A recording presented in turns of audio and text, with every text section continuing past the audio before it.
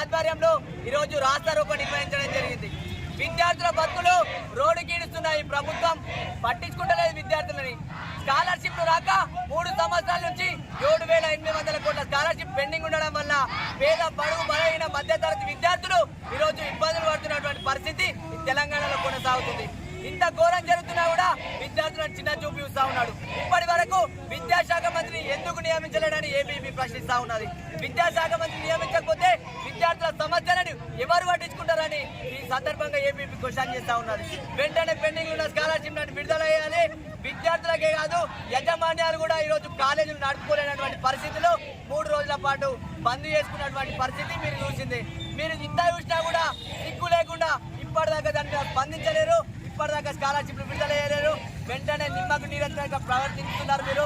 కాబట్టి ఇప్పటికైనా స్కాలర్షిప్లు విడుదల చేసి విద్యార్థులకు న్యాయం చేయాలని సందర్భంగా ఏబీవీపీ డిమాండ్ చేస్తుంది. లేకపోతే గేట్లు కూడా బద్దలు కొట్టుకొని అసెంబ్లీ గేట్లు బద్దలు కొట్టుకొని ముందుకు